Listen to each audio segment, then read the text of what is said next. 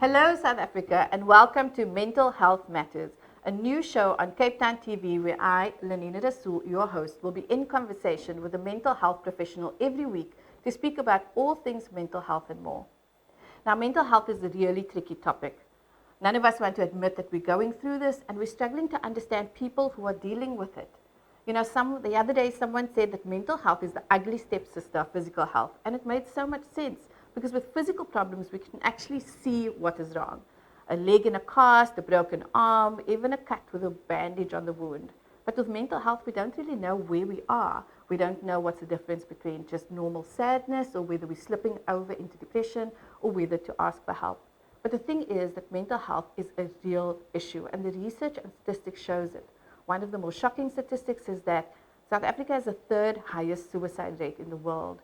And what makes this even worse is that when we look at access to mental health services, only 1 in 10 people are able to access them. And this is why we started the show. So I'm going to be one of the first ones to admit that I've struggled with mental health myself. I have a rolling relationship with depression. And so on this show, we are going on the journey together to help unpack this. One of the things we're talking about today, and we're going to kick off, is what happens when you do reach out for help and you go to therapy. Joining us after the break is Fairuz Gabie, who is a clinical psychologist, and she's going to talk about what happens in therapy. I mean, many of us don't really know. But before we get to solutions, we are going to look at the problem. The video you are going to watch now was done by the World Health Organization in 2012 in collaboration with Matthew Johnstone, who wrote the book, The Black Dog of Depression. This is a video based on that to show us in some tangible way what depression looks like. So let's go have a look at that. I had a black dog. His name was Depression. Whenever the black dog made an appearance, I felt empty and life just seemed to slow down. He could surprise me with a visit for no reason or occasion. The black dog made me look and feel older than my years. When the rest of the world seemed to be enjoying life, I could only see it through the black dog. Activities that usually brought me pleasure suddenly ceased to. He liked to ruin my appetite. He chewed up my memory and my ability to concentrate. Doing anything or going anywhere with the black dog required superhuman strength. At social occasions, he'd sniff out what confidence I had and chase it away. My biggest fear was being found out. I worried that people would judge me. Because of the shame and stigma of the black dog, I was constantly worried that I'd be found out. So I invested vast amounts of energy into covering him up. Keeping up an emotional lie is exhausting. Black dog could make me think and say negative things. He could make me irritable and difficult to be around. He would take my love and bury my intimacy. He loved nothing more than to wake me up with highly repetitive and negative thinking. He also liked to remind me how exhausted I was going to be the next day. Having a black dog in your life isn't so much about feeling a bit down, sad or blue. At its worst, it's about being devoid of feeling altogether. As I got older, the black dog got bigger and he started hanging around all the time. I'd chase him off with whatever I thought might send him running. But more often than not, he'd come out on top. Going down became easier than getting up again. So I became rather good at self-medication, which never really helped. Eventually, I felt totally isolated from everything and everyone. The black dog had finally succeeded in hijacking my life. When you lose all joy in life, you can begin to question what the point of it is. Thankfully, this was the time that I sought professional help.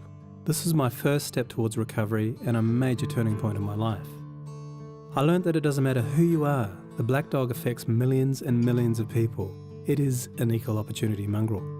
I also learned that there was no silver bullet or magic pill. Medication can help some, and others might need a different approach altogether. I also learned that being emotionally genuine and authentic to those who are close to you can be an absolute game changer. Most importantly, I learnt not to be afraid of the black dog, and I taught him a few new tricks of my own. The more tired and stressed you are, the louder he barks, so it's important to learn how to quiet your mind. It's been clinically proven that regular exercise can be as effective for treating mild to moderate depression as antidepressants. So go for a walk or a run and leave the mutt behind. Keep a mood journal. Getting your thoughts on paper can be cathartic and often insightful. Also keep track of the things that you have to be grateful for. The most important thing to remember is that no matter how bad it gets, if you take the right steps, talk to the right people, black dog days can and will pass. I wouldn't say that I'm grateful for the black dog, but he's been an incredible teacher. He forced me to reevaluate and simplify my life. I learnt that rather than running away from my problems, it's better to embrace them. The black dog may always be part of my life, but he'll never be the beast that he was. We have an understanding. I've learned through knowledge, patience, discipline and humour, the worst black dog can be made to heal. If you're in difficulty, never be afraid to ask for help. There is absolutely no shame in doing so. The only shame is missing out on life.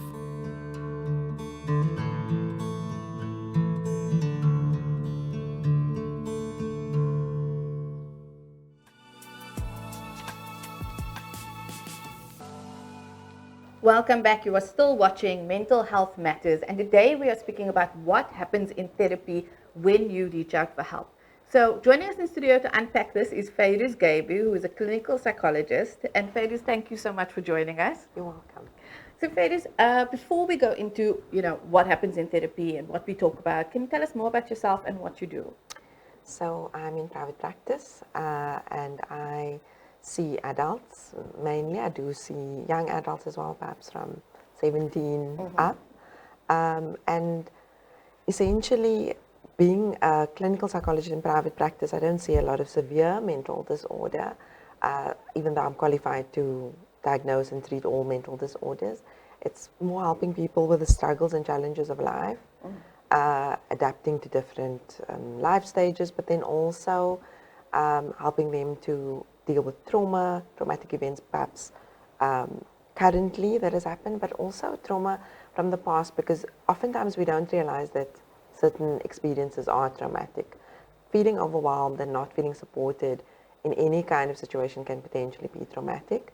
And so what I deal with a lot actually is childhood emotional neglect and the emotional deprivation that a lot of people find now impact on the adult relationships. Thank you, Fairuz. I want to ask you about, so as a clinical psychologist, and I think earlier we were chatting and you were saying that different types of psychologists, I often hear people talk about, when we speak about access to different types of mental health services, some people speak about counseling, lay counseling, then there's psychology, which is sort of under a full umbrella. Are there differences between these types of therapy? There definitely is. So as you say, there are lay counselors, and there's definitely a place for that. It's not an extensive training that they go through, but they can certainly be helpful in many different kinds of settings.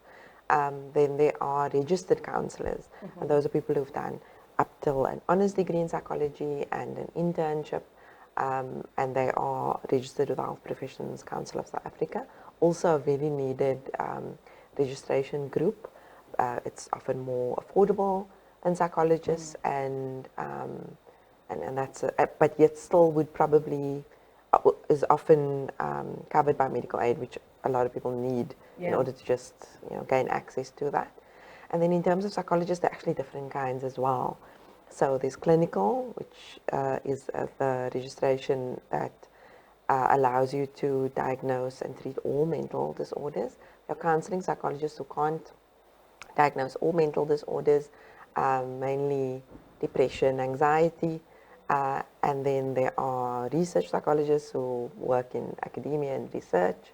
There are educational psychologists who focus mainly on learning disorders and diagnosing those, as well as doing IQ tests and trying to establish why learners especially are struggling at school. And I think that covers the different psychology registration categories. Okay, so that's good to know. Yes. I wanted to go into, so we're here to speak about what happens in therapy, and I contacted you because I came across an article you had written that people often ask you this question. And also the article mentioned that, the thought of it, because there's sort of this knowledge gap, therapy, the sort of therapy can be very scary. So let's establish that our general perspective of what therapy is usually what we see on TV, which is sort of a Western mainstream. Someone's laying on a couch or sitting in a room and just talking about all of their problems. And I think there's a lot of like humor around the psychologist and how does that make you feel. So that's what we all think psychology therapy is. But what really happens when you enter the therapist's office? Yes. So I think TV as please do not take that at face value. I often am cringing hugely at what I see, and I think it serves to further a narrative that therapy is pretty useless. They just sit there and nod and say, "How does it make you feel? Let's pick up on that next week," and then they take your money, right? But actually, and a part of why I wrote the article is because I know that's a big mental block for a lot of people. Like, oh goodness, am I just going to be stared at? Like an insect under a microscope. The psychologist is going to look at me while I'm talking about all these things. But actually, a lot of my clients have been really surprised that it often just feels like a conversation, and it feels like being a human being with another human being. And that's how it should be. I can't obviously speak for all psychologists, but it's often a lot less daunting experience than people think, particularly if you find the right fit for you. So I tell new clients all the time that yes, all psychologists are qualified, but just like you meet someone for the first time, you might really hit it off, or you meet someone, you don't hate them, but you just don't gel. It's exactly the same thing with psychologists, and I would encourage people to try different psychologists if they are able to, because that unique chemistry and fit is vital to the therapeutic process. I love that you said that, because I often say to people, I mean, now after I know a little bit more, is that therapy is like dating. Absolutely. And so sometimes you have to kiss a few therapy frogs before you find the person that can help you. And it doesn't 100%. mean, again, it doesn't mean that they're not qualified or that they don't know all of the therapeutic stuff, but it might, sometimes I think it's context. And so on that question, one of the conversations that I have, particularly during, lockdown with some people is we were interrogating whether race and gender were issues when it came to that, and I think also demographics. I had seen, and this is nothing on, to place an emphasis on race, but really just to say I had seen a couple of white psychologists who it felt to me didn't understand the context of my history. So for some of them, they overemphasize the domestic violence, which for us is very normalized. And for some of them, they underemphasize some of the issues that I was going through because I had been through so much when I was young. And so do you think that those are also factors when trying to seek out a psychologist, someone with a similar background or in a similar area? I think it's vital. I really, really do. Again, I think that there is a place for all kinds of psychologists. I think that in terms of the demographics of all sorts.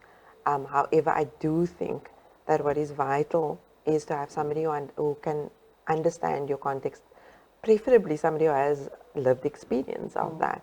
I have had so many clients who have seen therapists of very different backgrounds to them, who have had really difficult experiences and thought that's what therapy is, who have felt misunderstood, who have felt, or even potentially have had cultural issues pathologized when it's not enmeshment when your child sleeps in your bed. It's just that maybe there's very little room in the home. Yes, maybe there's just one room. Absolutely, or making things, reading things as psychological when it's often just social and contextual and socioeconomic and that sort of thing as well. That's a really, really good example. I wanted to ask you, so one of the things that came up in the article, which I mentioned earlier, was fear. Yeah. Right? So there's a fear about, so let's look at therapies. Obviously, you're going to go in, you are going to be speaking, you're not just going to be speaking, but you are going to be speaking about your life, your experiences, and particularly the difficult circumstances or experiences that got you into the room in the first place. You're feeling overwhelmed by whatever negative feelings. And this can feel threatening to a lot of people. And what I want to say is that obviously it's going to be an uncomfortable space. If you're going to speak about something difficult, how do you, should people expect to go in there and feel discomfort? Should they, what is it, and how do we distinguish between sort of feeling threatened by something or something feeling normally uncomfortable? And can we say, in therapy, maybe there's a power dynamic, maybe there's an educational power dynamic, you don't feel like you can, speak back to this person. Can you say, I'm feeling overwhelmed by this topic right now, or we've pushed too far, or how free can we be in that session? I think my opinion is you have to be absolutely free. But having said that, I don't mean that I'm putting the onus on the client. I definitely believe the onus is on the therapist to create an environment that allows the person to feel comfortable. Because inherent in this are power dynamics. Even if the person has the same level of qualification as the therapist is sitting in a position of not disclosing, of sitting there, of, in a lot of ways holding all the cards, and the client doesn't. So absolutely there's an onus on the therapist, in my opinion, to be approachable and to make the space feel safe, to make the space feel welcoming. And so personally what I often use things like humor, I use things like, body language and facial expressions, because I do think that having a blank slate and this neutral person is deeply unsettling, particularly in the beginning for clients. And so I would encourage clients to sit with where they are, to be with somebody that they are feeling comfortable with. And again, it's not to say that particular therapist wouldn't be ideal for somebody else, but we have our unique needs, and you absolutely have a right to honor them and say, this is what I'm needing. I need a woman. I need a person of color. I need someone of this age. I need someone who is willing to negotiate their rate or claim directly from medical aid. No, and I think it's great that you said that. Also because, going into that space, one of the things I do say though, so some people are scared about disclosing such things to a stranger. A lot of people feel like they need that sort of support network within their friends network or within their family network. And some of the trauma is the fact that you do speak to friends and family, but they don't understand, or they put a plaster on it and they say, well, you must move on, or they tell you what it is like from their experience and how they survived it. And what I often say is that with me, when I've gone to see someone, it actually helps to speak to someone neutral. And so I guess I'm just asking you for a perspective on how the neutrality is also helpful, how someone can sort of frame it, that actually it's better when someone doesn't know much about you, because you're removing a lot of the personal judgment. So absolutely. To clarify earlier, when I used the word neutral, I was referring to somebody who has a bit of a deadpan facial expression, which I think is quite a dated way of being a therapist, being this blank slate. I believe that you have to absolutely show visibly compassion and to be moved and to act like a human being with another human being, right? In terms of what you're speaking about, Lenina, you are absolutely right. Being able to have that objectivity, and then also for the person to know, look, you don't come with a particular agenda. It's not like perhaps your friend who really doesn't like your partner who is, telling you, all sorts of things. And obviously they come from a place of loving you, but the therapist is able to be a bit more objective and think more holistically and have a better perspective on things often. But from that perspective, absolutely, it helps hugely. And this is often why I find a lot of clients come to me in therapy, because they're saying, you know what, I just need somebody to speak to who's not steeped in their particular perspective. It's not going to judge me also. As well, exactly. So, on judging, right? One of the things also is like, can we tell a therapist anything? And, do you find people sometimes come and they have to work their way up to disclosing something big? I mean, I've read a couple of books already. I particularly liked a recent book called Dopamine Nation, and the psychologist was speaking about, things like sex addiction, like really, things that people find really embarrassing and shameful. How can we approach certain things like that? Are psychologists, is this the right space where we can go in and speak about the things that are really, really shameful? Have you heard everything already? Absolutely, and it has to be a place for that. It absolutely has to be. And that's what you sign up for as a therapist. You need to be able to be very comfortable with all sorts of conversations. Having said that, so that it should absolutely be that. However, I want to also say that, there is a balance between, I wouldn't want the client to disclose anything before they are ready. Oftentimes I have a sense that there's something, or they'll allude to something, but we have to be really careful because it can be re-traumatizing to have to just go too deeply, too quickly into difficult topics. But it's absolutely vital that you as a client feel comfortable to speak about absolutely anything, from sex to worrying, worrying thoughts or beliefs that you think you have. So all those dark shadow things, that has to be the space for it. If not, what are we doing? Are we, just visiting each other? No. It needs to be safe enough to be able to hold and contain what feels often to be unspeakable in the rest of the world. Do you have clients who feel sometimes, so they have an issue and they've made the step of approaching you or signing up for therapy, but they feel really stupid about the fact that they can't cope, or the fact that they're there, or I always, there's one side of it is shame, but I'm also really fascinated by the feeling of embarrassment, which is a little bit different, feeling stupid. I'm sure there's links to shame, but it feels so much different when you're embarrassed by something. And does this come through sometimes when you see clients? It often does. There's often a feeling of I'm weak. I should be able to manage. It's often with clients who are the ones who are used to being the helpers and look after, and the strong ones, as we call it, which, the way in which society characterizes strength is often not helpful to us. Strength means not feeling your feelings, often actually, and being quite stoic. But oftentimes they feel embarrassed, they feel like I should be able to cope, or they feel like I've got champagne problems, I should be grateful, I've got so much, why am I here? Again, what I feel the role of a therapist is to help people know that whatever you are struggling with, you are allowed to feel, and you are allowed to get help, you're allowed to get support. And perhaps the fact that you're seeing a therapist means that we need to help you to know how to access help in your life, because perhaps you struggle to actually ask for help. And so then, and in fact, that's often, for me, the aim of therapy is to help you to get your emotional needs met in your life through accessing what you do have or finding what you need, so that it's this kind of graduated process where you move from needing the therapy and the therapist to finding what you need in your life. And so, that's really interesting that you're saying a lot of people who come for therapy are the helpers. And so they are, and what you're saying is like they're providing support to a lot of other people, and yet behind that facade, because that makes you look strong, right? Helping a lot of people. And you'll be labeled that all the time. You're so strong, and so competent, and you're so together, and you internalize this. I have to be this. This is now who I am for life.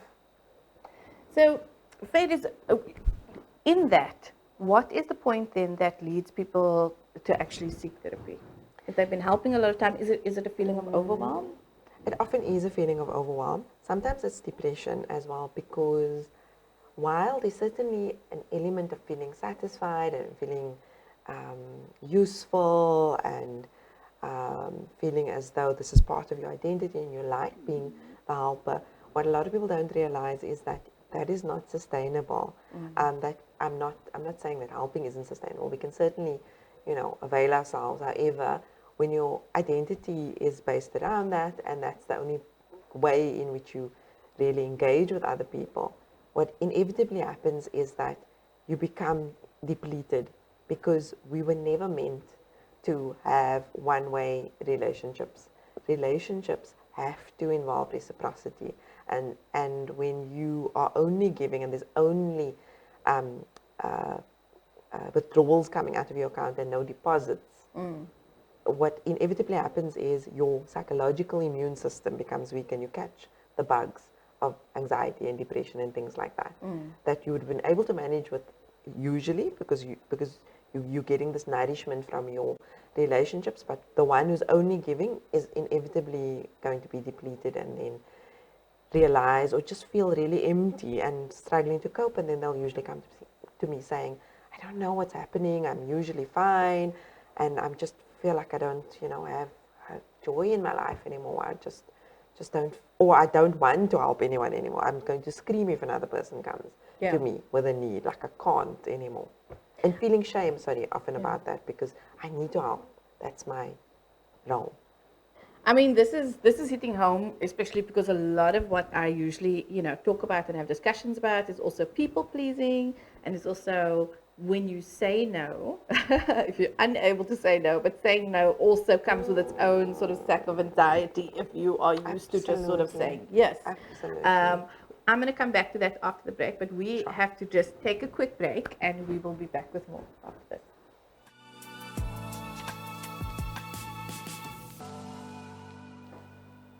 Welcome back. You are still watching Mental Health Matters, our new show chatting about mental health and everything associated with it. Today we are speaking about what happens in therapy, what therapy is and how it helps you. And speaking with me is Fairuz Gabie, who is a clinical psychologist. And Fairuz, before the break, you were saying often a lot of the people that you see who come into therapy are people who generally are helpers, are considered helpers, and so they give a lot.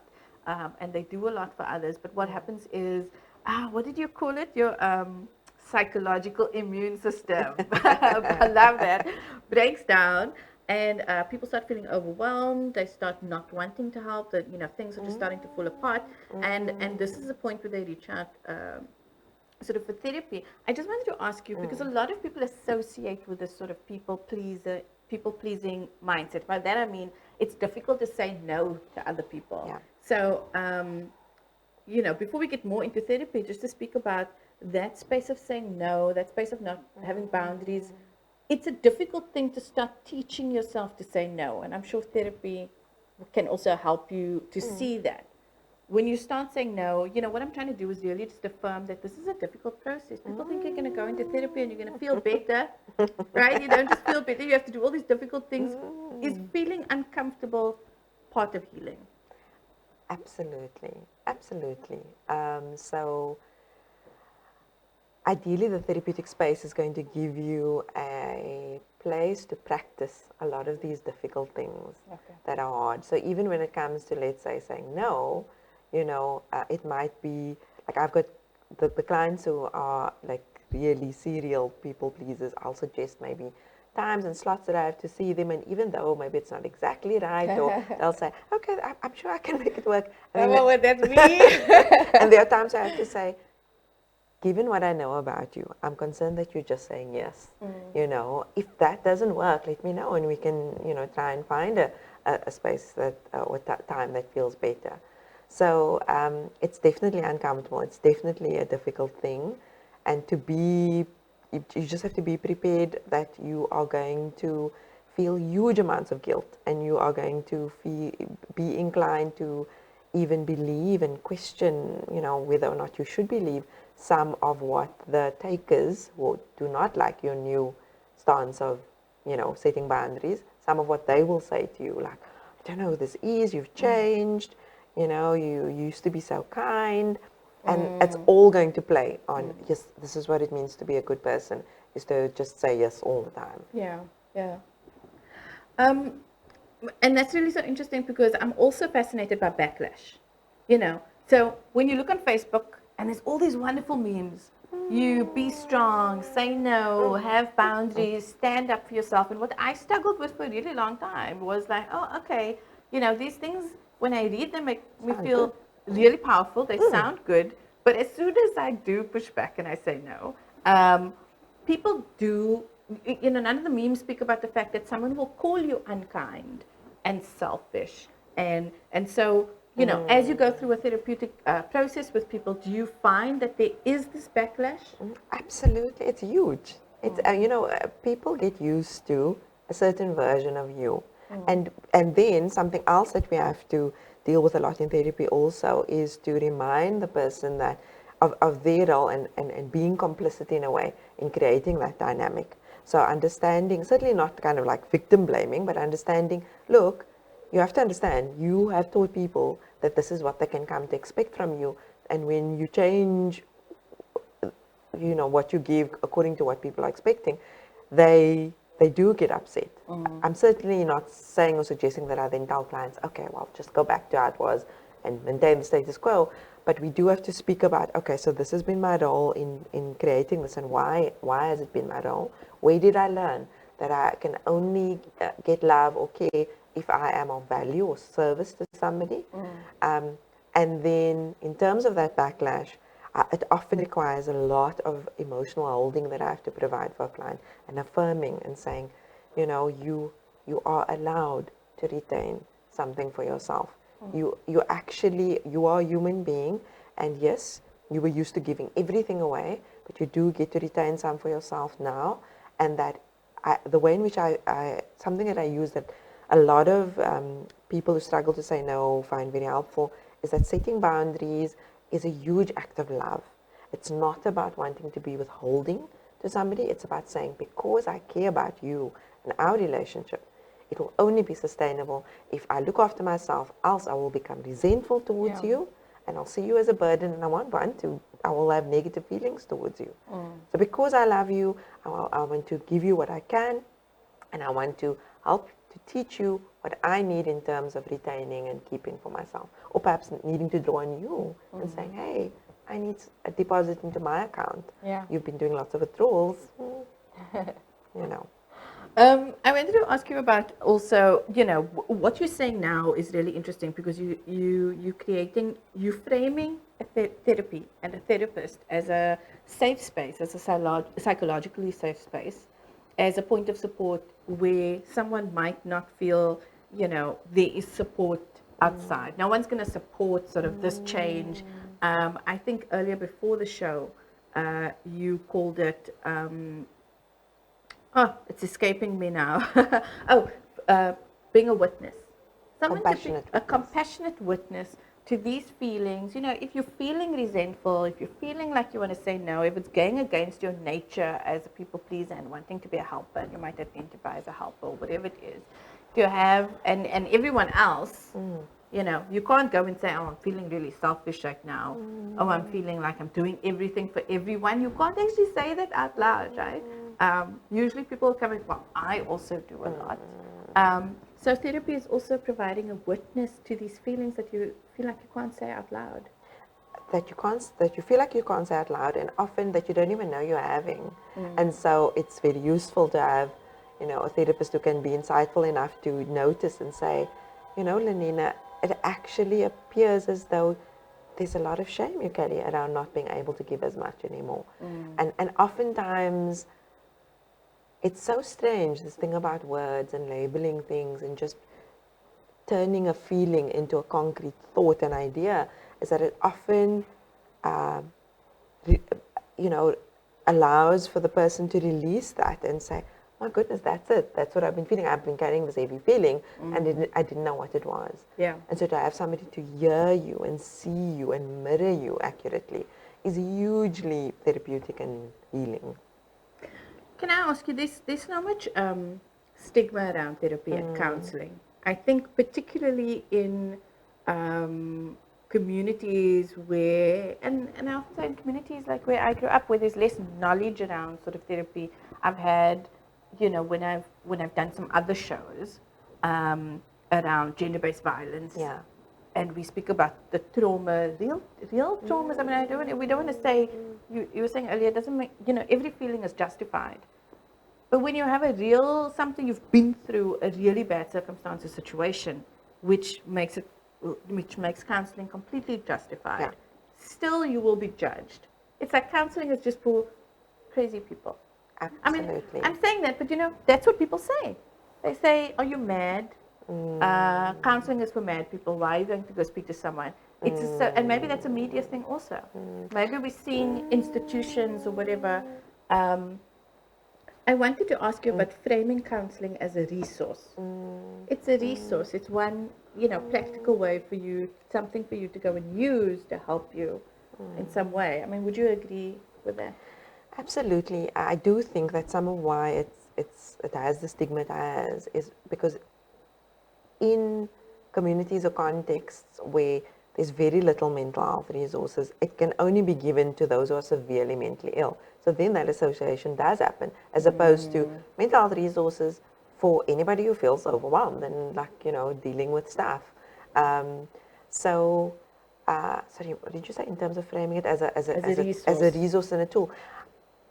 Just so I'll often to kind of try and normalize it and reduce some of the stigma. I'll say, if you aren't too certain about, maybe you've grown up in a way where there's been a bit of misinformation around nutrition and food, you'd go to a dietitian for some help around, okay, so this might be contributing to why you're gaining weight, and even though you think you're not eating all that much, or things like that. Or a personal trainer, I need to know correct form, or which kinds of exercises I need to, address this, that, or the other.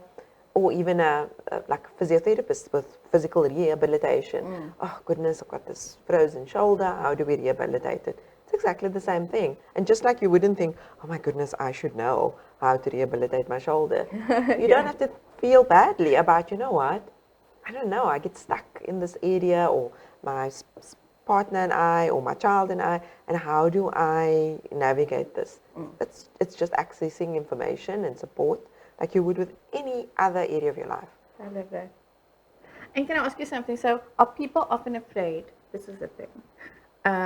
We are taught often, especially when there's problems in the family, not to speak out of the house. And so there's this conscious anxiety attached to speaking about, let's say, family-specific problems. Yes. I mean, and so you would think that, when you're going to therapy and somebody doesn't know the family and it's supposed to be neutral and stuff, but is that a thing for people? Are people afraid to speak about the problems in their families? It's a big thing, particularly in people who come from communities where the focus is, more on the we than the I. So more kind of group, community, family-centered communities. And that tends to be more amongst people of color. And so I can't tell you how hard it is to help people to understand and see that therapy is not a place to demonize and villainize their parents. That their parents gave them as everything they had to give, but oftentimes everything they had to give wasn't enough, emotionally speaking, psychologically speaking. And so that's a big thing that we have to work on, that it's not being disloyal to your family. It's not being disloyal or gossiping about them if you speak about issues and difficulties that are located in the family. That it's because you love this family, that it's because you want to do better and be better for yourself and possibly for the family, that you are coming to speak to somebody whose job it is to keep confidentiality, in fact. So it's not like it often feels like gossip for a client who has been told, no, we have to keep this within the family, we cannot bring shame into the family by disclosing less than desirable things. One of the things is also like, I think probably not directly defining or creating a straight line, but knowing when you need to go for therapy, and knowing whether I'm just having a few bad days, or I'm just grieving, or this is depression and this is serious. Are there points or thoughts or some symptoms that would make you sit one day and think, oh my word, this is going on too long. Oh my word, like I can't get out. I'll give you an example. I went to, many years ago, I was just struggling to get out of bed. I was like, I was still married then, and I'll never forget, I would get up in the morning as if I was working from home already, as if I was going to go somewhere. But as soon as my then husband would leave, I'd get back under the covers, switch off my phone, put it under the pillow, and just not be able to face the wall. And before he came home, I would then get up again and get dressed as if I had been working the whole day. And I eventually just went to my GP and I said, oh, this is happening. And he just said, well, that's not normal. So are there points sort of that we can start to recognize that something is wrong enough to reach out?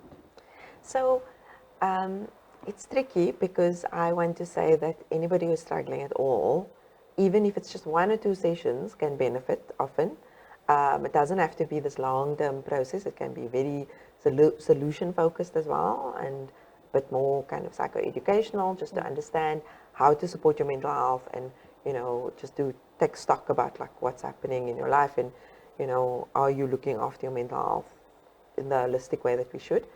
But in terms of who absolutely should seek therapy, it's the like a very good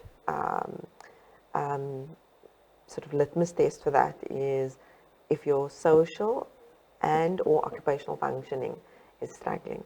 So if you're not being able to get out of bed, then you are struggling to do your work, or struggling to engage with others and look after your relationships and that sort of thing.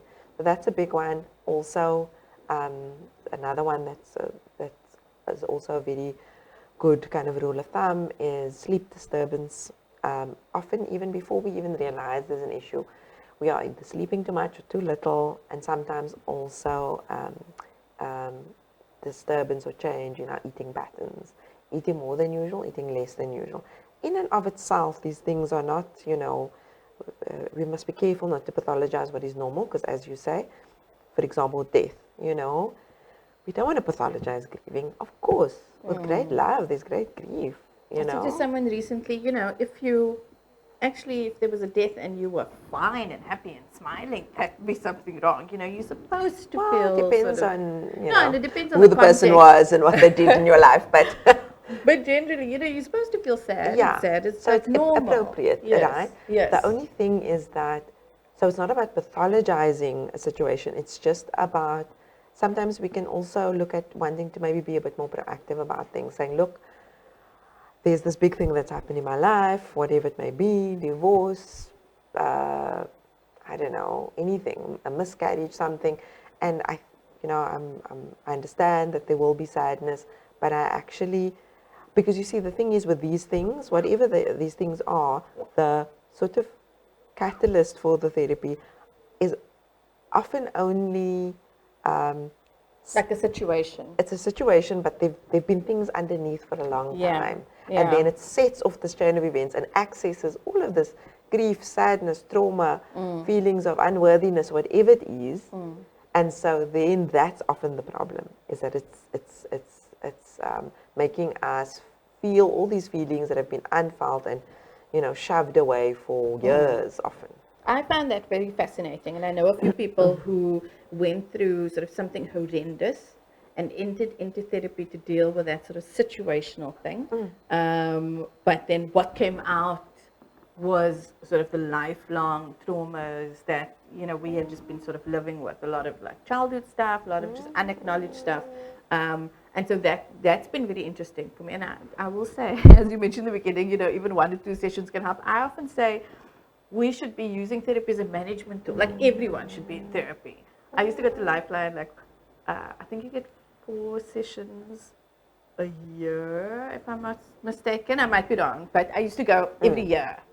For those. Just to manage, there wasn't anything particularly wrong, but it felt good to just go offload once a year and be able to get some context for what's going on in my head, because I knew to myself it didn't, things can blow out of proportion and you need to sort of run it by someone. I want to ask you, just before we go to a break again, also about, we live in a sort of very economic driven world. Usually when something bad happens, the timing of our healing, or the time taken to heal from it or to recover from it, is determined by how soon we have to go back to work. Absolutely. And so when we think about, one of the things I think people might think about is like, well, what is the length of therapy? You said sometimes 1 or 2 sessions can help, sometimes it's long term. Like from an expectation perspective, how should we think about timing?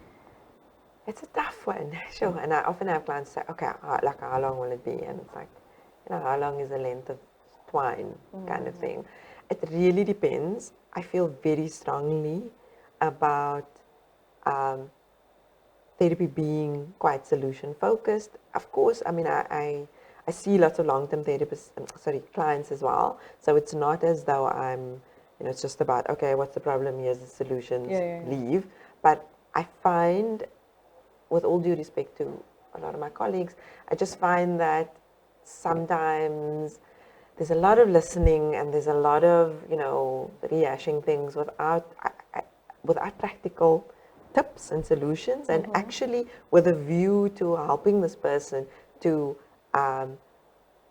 internalize therapy and become their own therapist in a way. So that's my goal. I also am very aware of our socioeconomic context and how people don't have loads of resources for this. Yes. Yes. I love that you mentioned practical Yes, tips. yes. We need to take a short break. Okay, But when great. we come back, we're going to look at what some of those tips are.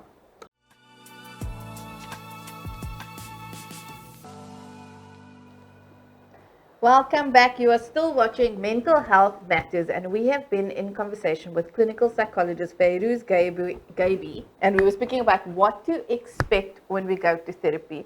And Fairuz, we've spoken a lot about, the fears that some people have about therapy, the knowledge gaps in terms of what actually happens, how we can feel uncomfortable when we start to speak about our feelings or difficult circumstances. So, not to have an expectation that you'll just go and feel better. But before we went to break, you mentioned practical tips and tricks about therapy being solution driven and finding, practical ways that the client can internalize these things, sort of become their own therapist. I mean, I love that you said that. So what are some practical ways? You also said, understanding socioeconomic things. Not everyone can afford therapy. Not everyone can, access all of the things. And I will say, when they say go for yoga. So these are some of the things, when I was go for yoga, go for, in the wellness sector, massages, not all of us can access that or afford it. Or even, I will say, for me, if you didn't grow up with stuff like that, Reiki and whatever, it's just big, dark, weird things that I feel I won't belong there. Yeah. So what are practical things that we can do?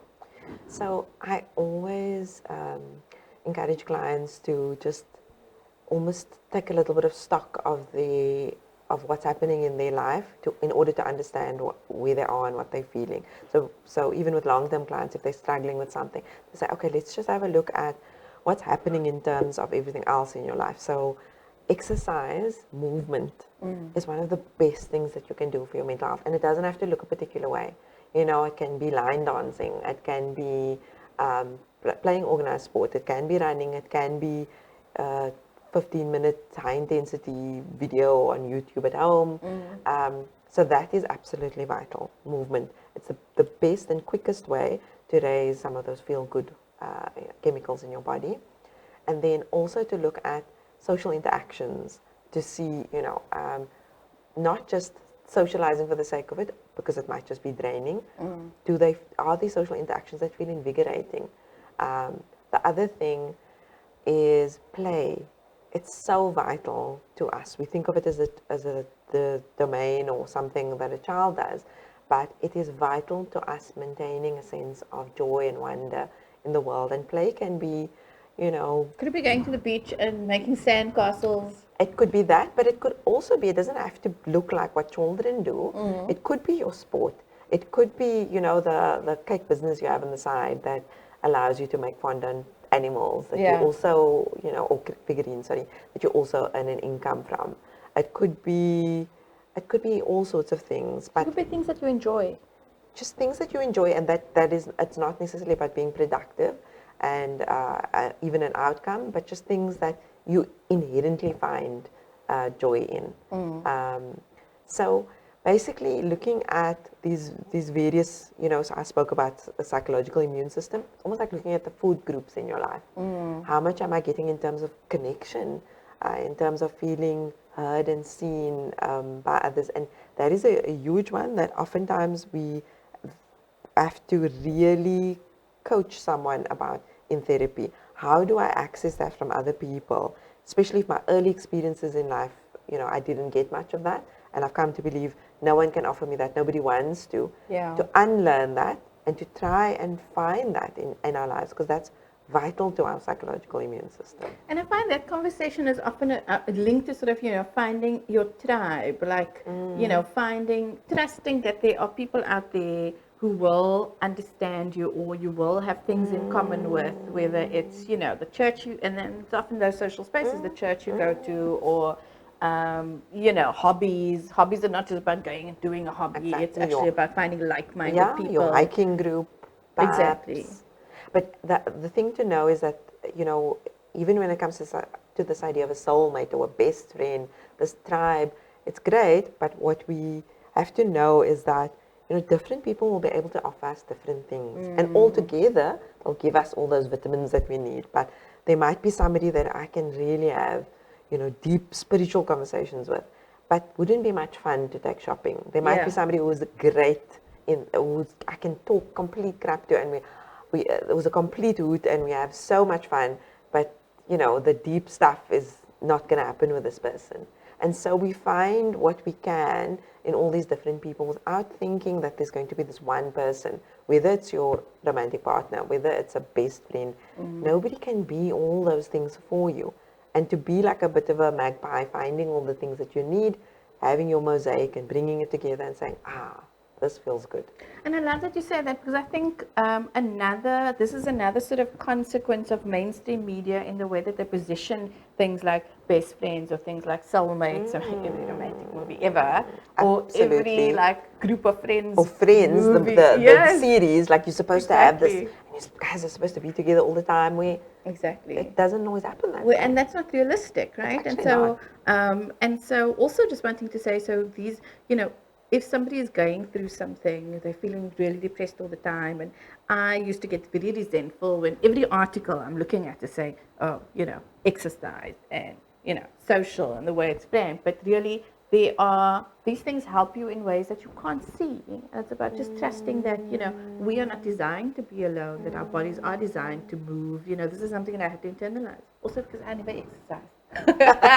So you wouldn't know that it's actually what it does. Yeah. But that's just the thing. You're relying on this brain that's often quite depressed to make these decisions. And so it's important, often I remind clients as well, remember, depression is seductive. It's going to tell you what's the point. It's going to tell you that nobody cares. It's going to tell you everything is hopeless and helpless. And so sometimes we have to, have faith like potatoes and just do these things and think of it as a bit of a recipe that's going to eventually result in feeling better. Yeah. No, I really like that. And so we are, I think, done for our session. So any last words to people out in the audience? I would say, that actually therapy doesn't have to be as scary as you think. You can have a look and see if the person has a social media presence at all, or a website, and try and see from there, or even request a conversation. Say, could I speak to you? Just to get a sense if you think the person would be right for you. And think about what you need. Do you need a woman? Do you need someone who's older? Do you need someone who is of what you assume is the same faith as you? Or whatever it is, you get to have those requirements. Yes, and usually you can look up a therapist and you'll see what they specialize in. And as so, well. like again, something really sort of termed embarrassing, or like family trauma, or like child trauma, or like sex addiction, or drug addiction. Different people specialize in those things, and you can look that up. Fairuz, I want to say thank you so much. It was such a great conversation. I know that I have learned a lot more. Thank you. Thank you for having me. I think this is such an important topic, and I'm so glad that you've started the show. It's a real service to the community. Thank you. And so that brings us to the end of Mental Health Matters. Stay tuned to watch some of the numbers coming up if you're experiencing or need help and experiencing depression. But thank you so much for joining us. We'll see you next week.